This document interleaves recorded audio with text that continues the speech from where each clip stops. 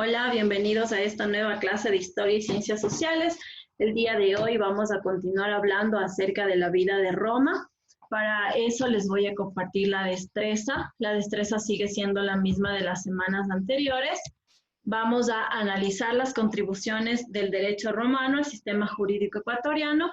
Todavía no lo vamos a analizar porque nuestra clase aún no termina. Vamos nosotros a ir viendo cómo se desarrolla la vida en Roma y posterior a eso cómo surge la religión, cómo ellos llegan al cristianismo. Listo.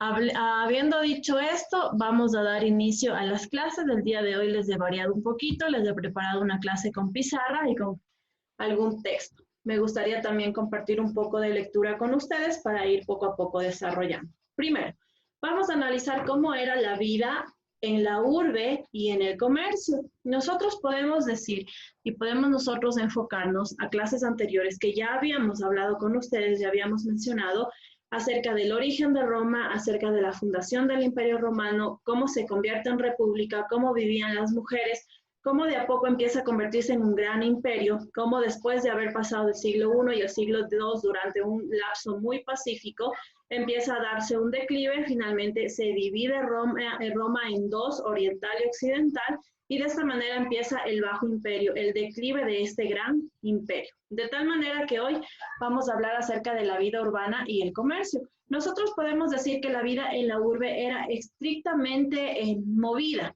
No eran ellos estáticos, no eran aburridos, ellos tenían diferentes actividades. En la mañana se dedicaban al trabajo, generalmente había gente que pertenecía a la nobleza, que tenían trabajos en puestos muy importantes del gobierno, había otras personas que eran del pueblo, que tenían trabajos u oficios que realizaban por su propia cuenta, algunos eran herreros, otros eran vendedores en mercados, otros eran agricultores, eran ganaderos, eran orfebres, zapateros, entre otras cosas. Entonces, mire, en las mañanas ellos se dedicaban prácticamente a todo lo que tiene que ver con la actividad de trabajo y en la noche se dedicaban prácticamente a todo lo que tiene que ver con el ocio, tarde y noche para el ocio.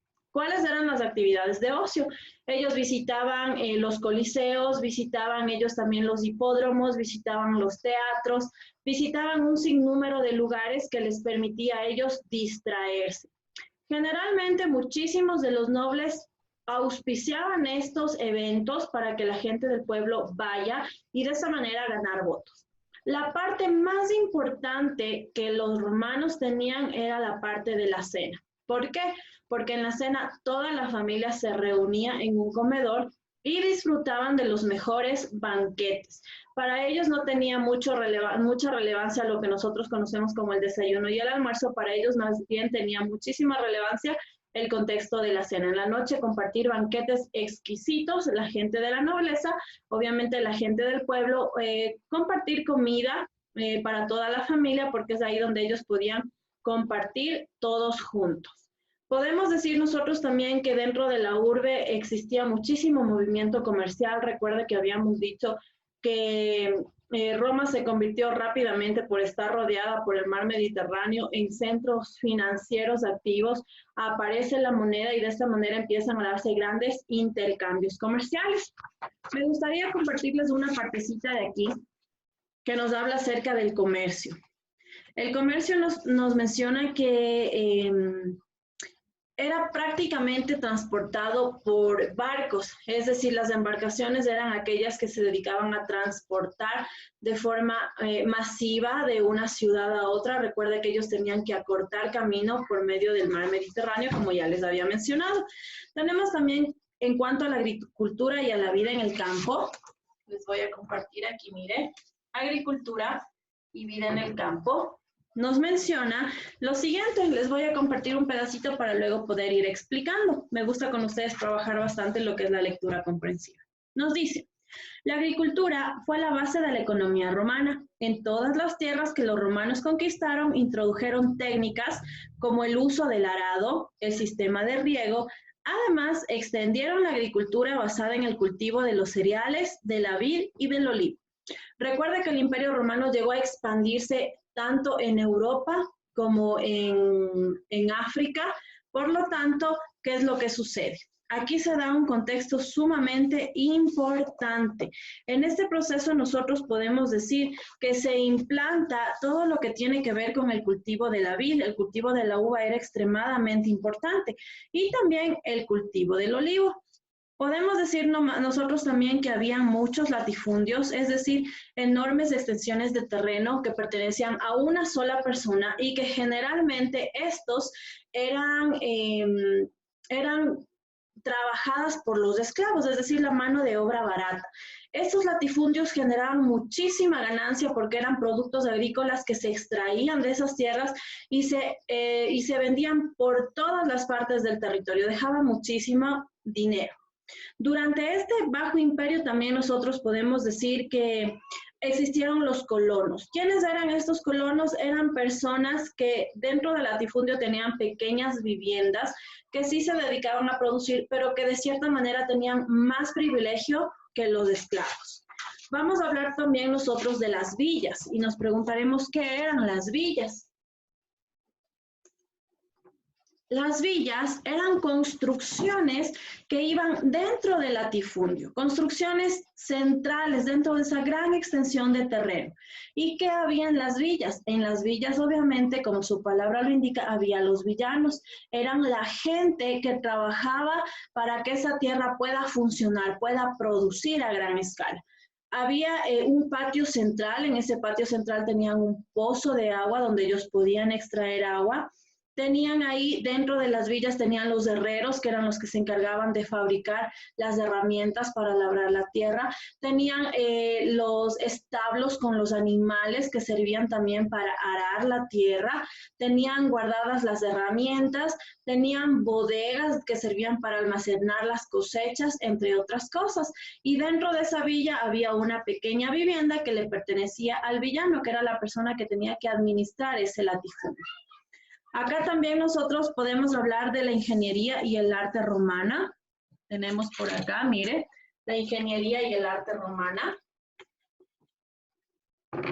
Recuerda que Roma prácticamente absorbe muchísima parte de la cultura griega.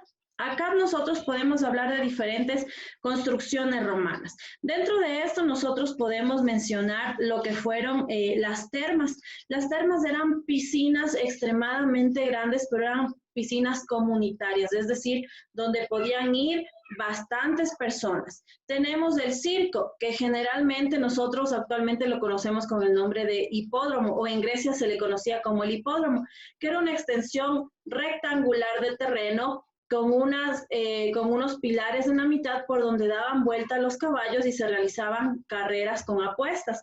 Tenemos también los anfiteatros. Los anfiteatros prácticamente tenían una forma elíptica y era aquí donde se gestaban muchísimo las luchas de los gladiadores que nosotros conocemos, que los gladiadores eran prácticamente esclavos comprados para la guerra, para enfrentarse en estas batallas.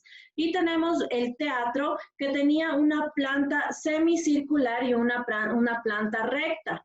Es decir, servía para que la gente pueda ir y disfrutar de dramatizaciones, tal vez de poesía, de recitales, entre otras cosas. Entonces, mire, la ingeniería romana fue bastante influyente porque ellos crearon lo que conocemos como el arco y la bóveda.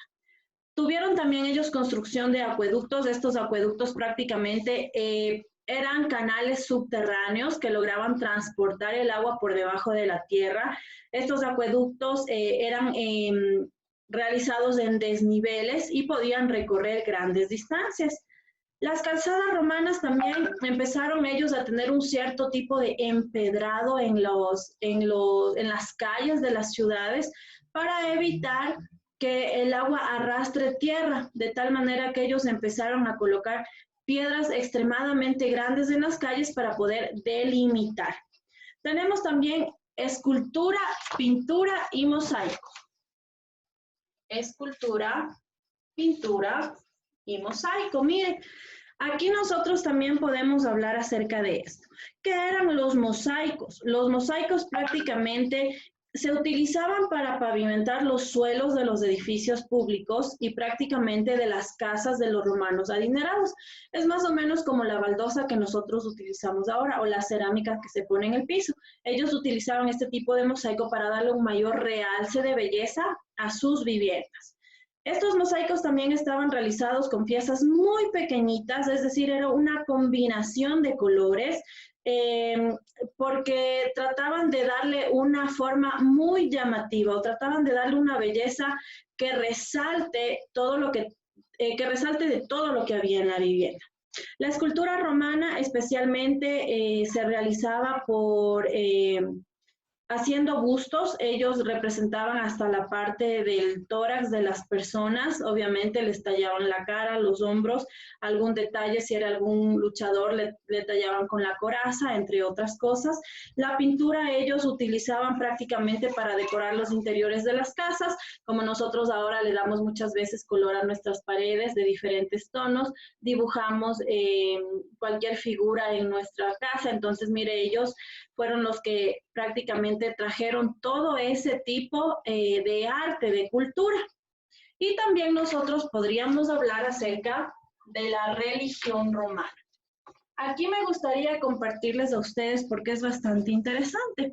Aquí tengo yo el libro con el que nosotros hemos venido trabajando y en esta partecita de aquí tengo una tabla de comparación de los dioses griegos con los dioses romanos.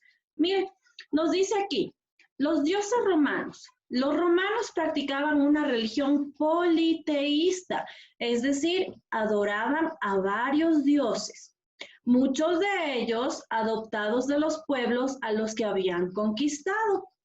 La mayoría de sus divinidades eran adoptadas de los griegos, simplemente les cambiaron de nombre. Habían traído dioses, la tríada capitolina, especialmente importante. Júpiter era el padre y rey de todos los dioses. Juno, la diosa de la fertilidad, hermana y esposa de Júpiter. Y Minerva era la diosa protectora de las artes, la sabiduría y la guerra.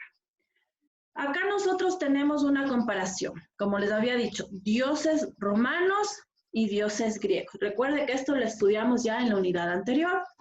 Zeus era el máximo dios para los griegos. ¿Qué hicieron los romanos? Le cambiaron al nombre de Júpiter. Hera fue cambiada por el nombre de Juno. Poseidón, Neptuno, Hades, Plutón, Atenea, Minerva, Apolo, continuó siendo Apolo, Artemis fue Diana, Afrodita, Venus, Ares, Marte, Hermes, Mercurio, Demeter, Ceres, Hefestos, Vulcano, Hestia por Vesta y Dionisio por Baco. Prácticamente lo que hicieron los romanos fue adoptar todos los dioses griegos con la misma figura, con la misma función, simplemente que ellos les cambiaron de nombre. Y llama la atención que justamente ellos pusieron los nombres de los planetas. ¿Y por qué Zeus es Júpiter? ¿Por qué? Porque Júpiter es el planeta más grande y ellos le consideraban a Júpiter como el dios principal, el máximo líder. Entonces, mire, nos dice también acá el texto algo bastante interesante. La cultura romana era eminentemente práctico y ellos se lo reflejan en su religión. Los ciudadanos acudían a templos a ofrecer plegarias y a celebrar sacrificios a los dioses cuando deseaban solicitar algún favor o cuando querían que cualquier asunto se resolviera de una determinada manera. Ellos también acostumbraban a realizar sacrificios a sus dioses. ¿A cambio de qué?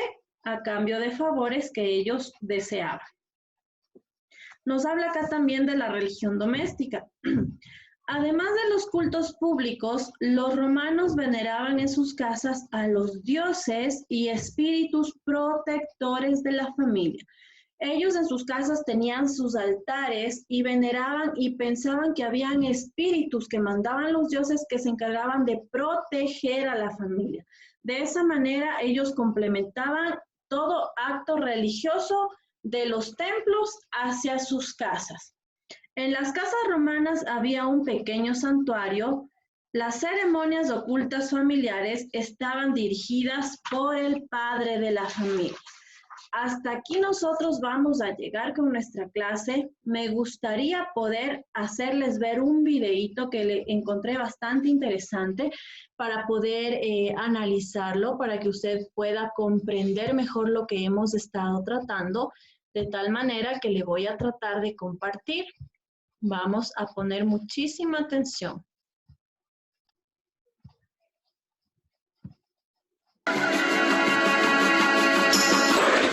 Creemos que a los romanos debió sorprenderles originalmente el rígido monoteísmo de los cristianos. No podían entender el no adorar a otros dioses. Los romanos tienen un gran número de dioses, su panteón. Pero a medida que el creciente imperio absorbe las nuevas culturas, el panteón también adquiere nuevos dioses.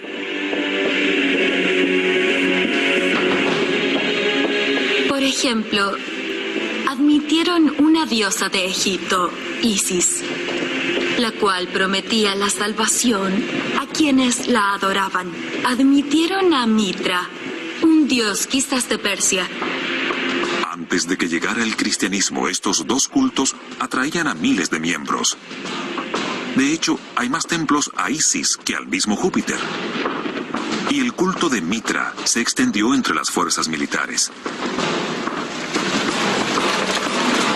Se reúnen en salones parecidos a las iglesias que llegarían más adelante. Tal como los cristianos, comparten una comida ritual, pero también realizan sacrificios y tienen su propio mito sobre la creación. En el centro de un salón que servía para honrar a Mitra, había un relieve, una escultura o una pintura que mostraba el evento original, el Mitra tauróctono, donde sacrifica al toro. Al matarlo y derramar su sangre, Mitra liberó una fuerza que alimentó al universo. Como no niegan a los dioses romanos, quienes adoran a Mitra y a Isis viven en paz. Los cristianos sí serán perseguidos.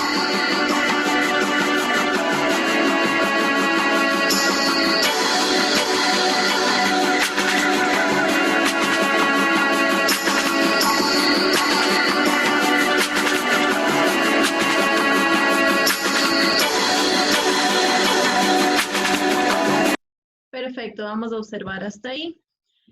Posterior a la explicación de esta clase ya veremos cómo llega el cristianismo a Roma y cómo empieza a tomar gran repercusión. Recuerde que los romanos conquistaron muchísimo territorio, por lo tanto ellos adoptaron religiones de todo tipo. Adoptaron dioses de los persas, dioses de los griegos, hasta dioses de los egipcios, de tal manera que ellos no tenían una identidad cultural. Para poder dar por terminada esta clase, me gustaría compartir con ustedes la pantalla para que puedan realizar una hojita de trabajo. Esta hojita de trabajo es súper sencillita, no es nada complicado. Tenemos acá. La primera actividad nos dice, una los nombres griegos con los nombres romanos. Ya hicimos la comparación. En este caso iría Zeus con Júpiter. Ya vimos el resto de dioses, así que usted va a ir analizando y va a ir uniendo. Y acá abajo nos está preguntando los nombres de los dioses, por lo tanto, tiene usted que completar su crucigrama, su hojita de trabajo, y una vez que haya terminado con eso, por favor, me ayude enviando a Classroom para poder calificar. Esto ha sido todo en cuanto a la clase del día de hoy. Les agradezco muchísimo por su participación, esperando encontrarnos en una próxima oportunidad.